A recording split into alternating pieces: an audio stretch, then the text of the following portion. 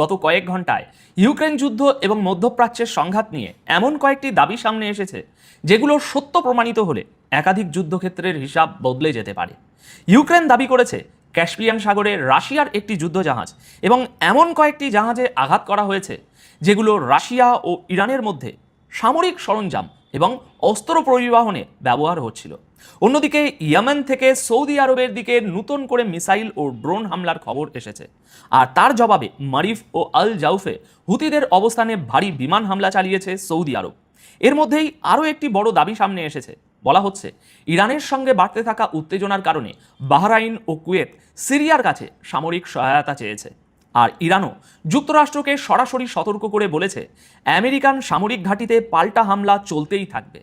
এখন প্রশ্ন হচ্ছে, এই ঘটনাগুলো কি আলাদা আলাদা যুদ্ধক্ষেত্রের বিচ্ছিন্ন খবর, নাকি রাশিয়া, ইরান, ইউক্রেন, সৌদি আরব এবং উপসাগরীয় দেশগুলোকে ঘিরে একটি বড় আঞ্চলিক সংঘাতের চিত্র তৈরি হচ্ছে?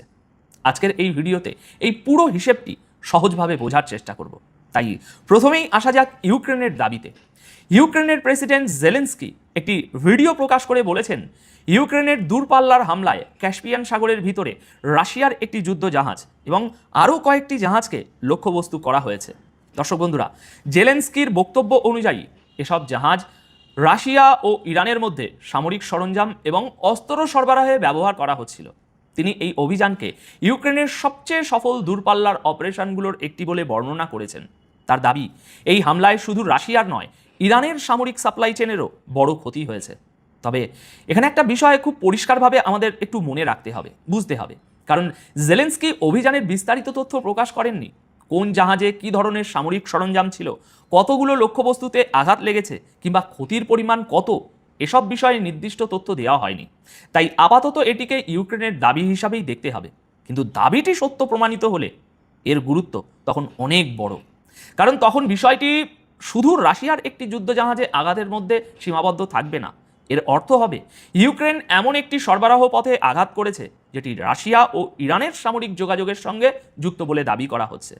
এই ঘটনা, এর হিসেব এবং এর সম্ভাব্য পরিণতি, এই তিনটে একসঙ্গে দেখুন।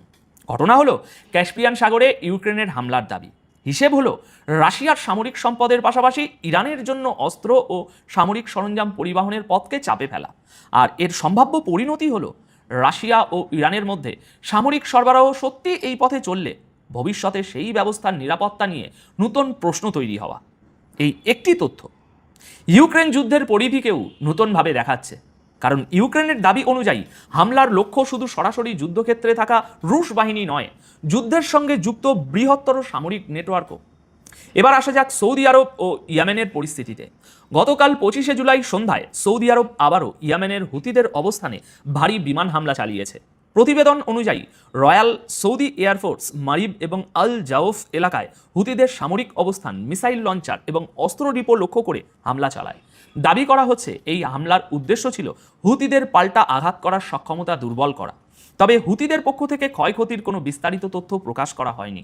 কিন্তু এই হামলার সময়টি অত্যন্ত গুরুত্বপূর্ণ, কারণ এর আগের 2 দিন ধরে হুতিরা সৌদি আরবের ভিতরে মিসাইল ও ড্রোন দিয়ে পাল্টা হামলা চালিয়েছে বলে দাবি করা হয়েছে। অর্থাৎ একদিকে ইয়েমেন থেকে মিসাইল ও ড্রোন হামলা, অন্যদিকে সৌদি আরবের বিমান হামলা। এটি একটি চলমান আঘাত এবং পাল্টা আঘাতের চক্র। আর এই ধরনের চক্র যত দীর্ঘ হয়, সংঘাত নিয়ন্ত্রণের সুযোগ তত কমে আসে।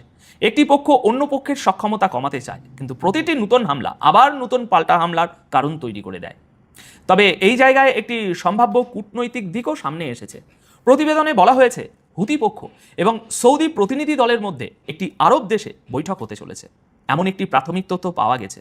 তবে এ বিষয়ে আরও নিশ্চিত তথ্য পাওয়া যায়নি, তাই এটাকে নিশ্চিত আলোচনা বলা যাচ্ছে না। কিন্তু এমন যোগাযোগ সত্যি হয়ে থাকলে একই সময়ে দুটি বিপরীত প্রক্রিয়া চলবে। একদিকে যুদ্ধক্ষেত্রে হামলা বাড়ছে, অন্যদিকে সম্ভাব্যভাবে আলোচনার দরজাও পুরোপুরি বন্ধ হয়নি। কিন্তু পরিস্থিতি আরও জটিল হয়েছে সৌদি আরবের আকাশ প্রতিরক্ষায় বিদেশি বাহিনীর সরাসরি ভূমিকার কারণে। প্রতিবেদন অনুযায়ী সৌদি আরবে মোতায়েন থাকা গ্রিসের patriot air defence system Yemen থেকে ছোড়া 2টি ব্যালিস্টিক মিসাইল আকাশেই ধ্বংস করেছে। এখানে দাবি করা হচ্ছে মিসাইল দুটির লক্ষ্য ছিল ইয়ানবুতে অবস্থিত সৌদি আরামকোর তেল স্থাপনা। 2021 সালে সৌদি আরবে মোতায়েনের পর গ্রিক সেনাদের জন্য এটি দ্বিতীয় ঘটনা যখন তারা বাস্তব যুদ্ধে পেট্রিয়ট সিস্টেম ব্যবহার করেছে বলে জানানো হয়েছে। এখন এই তথ্যের সরাসরি অর্থ কী দর্শক? সৌদি আরবের প্রতিরক্ষা এখন শুধু তার নিজস্ব সামরিক বাহিনীর উপর নির্ভর করছে না, বিদেশি সেনারাও হুতিদের মিসাইল হামলা ঠেকাতে সরাসরি অংশ নিচ্ছে। এতে সংঘাতের চরিত্র আরও বিস্তৃত হয়, কারণ হামলা হচ্ছে সৌদি ভূখণ্ডে, লক্ষ্যবস্তু সৌদি স্থাপনা, কিন্তু প্রতিরোধে অংশ নিচ্ছে অন্য একটি দেশের সেনা ও এয়ার ডিফেন্স ব্যবস্থা। এখান থেকেই বোঝা যায় একটি মিসাইল হামলার প্রভাব কত দ্রুত দ্বিপাক্ষীয় সংঘাতের বাইরে চলে যেতে পারে। এবার আসা যাক গতকাল 25শে জুলাই রাতে সামাজিক মাধ্যমে ছড়িয়ে পড়া একটি বড় দাবি করা হয়েছে ইরানের হামলা এবং বাড়তে থাকা হুমকির মধ্যে বাহরাইন ও কুয়েত সিরিয়ার সরকারের সঙ্গে যোগাযোগ করেছে। কেন করেছে? উদ্দেশ্য ইরানের সঙ্গে বাড়তে থাকা উত্তেজনা এবং স্থলভিত্তিক নিরাপত্তা ঝুঁকি মোকাবিলায় সামরিক সহায়তা নিয়ে আলোচনা করা। দাবিতে আরও বলা হয়েছে সিরিয়া প্রাথমিকভাবে এই অনুরোধে সম্মতি দিয়েছে, তবে শর্ত দিয়েছে আগে প্রয়োজনীয় আন্তর্জাতিক অনুমোদন নিতে হবে এবং বর্তমান আঞ্চলিক নিরাপত্তা ব্যবস্থাগুলো সঠিকভাবে অনুসরণ করতে হবে। কিন্তু দর্শক বন্ধুরা, এখানেই সবচেয়ে গুরুত্বপূর্ণ সতর্কতা, এই দাবির এখনো কোনো সরকারি নিশ্চিতকরণ নেই, অর্থাৎ বাহরাইন, কুয়েত বা সিরিয়ার পক্ষ থেকে আনুষ্ঠানিকভাবে বিষয়টি স্বীকার করা হয়েছে এমন তথ্য সংবাদ মাধ্যমে নেই। তাই এখনই এটিকে নিশ্চিত সামরিক সিদ্ধান্ত হিসাবে দেখার সুযোগ নেই। তবে দাবি সত্য হলে এটা মধ্যপ্রাচ্যের সংঘাতে বড় পরিবর্তনের ইঙ্গিত দিতে পারে, কারণ তখন বোঝা যাবে ইরানকে ঘিরে নিরাপত্তা উদ্বেগ শুধু সরাসরি হামলা ঠেকানোর মধ্যে সীমাবদ্ধ নেই, কিছু দেশ অতিরিক্ত সামরিক সহযোগিতার সম্ভাবনাও বিচার করছে। আর ঠিক এই সময়ে ইরানের পক্ষ থেকে যুক্তরাষ্ট্রকে একটি কঠোর সতর্কবার্তা দেওয়া হয়েছে। ভালো করে শুনবেন। ইরানের সুপ্রিম ন্যাশনাল সিকিউরিটি কাউন্সিলের সেক্রেটারি তিনি বলেছেন, আমেরিকার সামরিক ঘাঁটিতে ইরানের পাল্টা হামলা ততদিন চলবে যতদিন না যুক্তরাষ্ট্র পুরোপুরি নতি স্বীকার করে। দর্শক, ইরানের সুপ্রিম ন্যাশনাল সিকিউরিটি কাউন্সিল দেশটির যুদ্ধ ও জাতীয় নিরাপত্তা সংক্রান্ত বড় সিদ্ধান্ত গ্রহণকারী শক্তিশালী প্রতিষ্ঠানগুলোর একটি।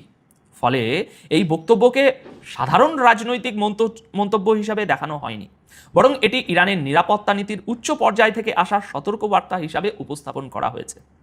এখন পুরো ছবিটি একসঙ্গে একটু দেখুন। ইউক্রেন দাবি করছে রাশিয়া ও ইরানের সামরিক সরবরাহ পথে আঘাত করা হয়েছে। সৌদি আরব হুতিদের সামরিক অবস্থানে ভারী বিমান হামলা চালাচ্ছে। আবার হুতিদের ছোড়া ব্যালিস্টিক মিসাইল ঠেকাতে সেখানে গ্রিক সেনারা সৌদি আরবে পেট্রিয়ট সিস্টেম ব্যবহার করছে। ওদিকে বাহরাইন ও কুয়েত সিরিয়ার কাছে সামরিক সহায়তা চেয়েছে, এমন একটি দাবি ছড়িয়েছে। আর ইরান বলছে আমেরিকান সামরিক ঘাঁটিতে পাল্টা হামলা বন্ধ হবে না। এই ঘটনাগুলো আলাদা, কিন্তু আমার বিশ্লেষণ অনুযায়ী এগুলো একটা বড় প্রবণতার দিকে ইঙ্গিত দিচ্ছে। সেটি হলো সংঘাতের সঙ্গে নতুন নতুন দেশ, নতুন সামরিক ব্যবস্থা এবং নতুন সরবরাহ পথ জড়িয়ে পড়ছে। এখানে সামরিক চাপের পাশাপাশি রাজনৈতিক বার্তাও রয়েছে। ইউক্রেনের দাবি রাশিয়া ও ইরানের সামরিক যোগাযোগকে প্রশ্নের মুখে ফেলেছে। সৌদি হামলা হুতিদের আক্রমণ ক্ষমতা দুর্বল করার চেষ্টা হিসাবে তুলে ধরা হয়েছে। পেট্রিয়টের ব্যবহার দেখাচ্ছে সৌদি প্রতিরক্ষায় বিদেশি বাহিনীর ভূমিকা সরাসরি হচ্ছে। আর ইরানের সতর্কবার্তা বোঝাচ্ছে তেহরান এখনও চাপ কমানোর ভাষায় কথা বলছে না। তবে সামনে পরিস্থিতি কোন দিকে যাবে তা কয়েকটি বিষয়ের উপর নির্ভর করবে। ক্যাস্পিয়ান সাগরে ইউক্রেনের হামলার দাবি কতটা নিশ্চিত হয়, বাহরাইন ও কুয়েতের এই কথিত সামরিক সহায়তার অনুরোধ আনুষ্ঠানিকভাবে স্বীকার করা হয় কিনা, আর সৌদি আরব ও হুতিদের মধ্যে পাল্টা হামলা আরও বাড়ে নাকি সম্ভাব্য যোগাযোগ কোনো আলোচনার পথ তৈরি করে, এবং ইরানের ঘোষণা বাস্তবে আরও কতদূর পর্যন্ত সংঘাতকে নিয়ে যায়। এখন আপনাদের কি মনে হয়, এই ঘটনাগুলো কি বিভিন্ন যুদ্ধক্ষেত্রের বিচ্ছিন্ন উত্তেজনা, নাকি মধ্যপ্রাচ্য এবং তার বাইরেও আরও বড় সামরিক সংঘাতের একটা ভিত্তি তৈরি হচ্ছে? আপনাদের মতামত অবশ্যই কমেন্টে জানাবেন। আপাতত এই প্রতিবেদন তাহলে এখানেই শেষ করছি। পুরো আলোচনাটি মন দিয়ে শোনার জন্য সবাইকে অসংখ্য ধন্যবাদ।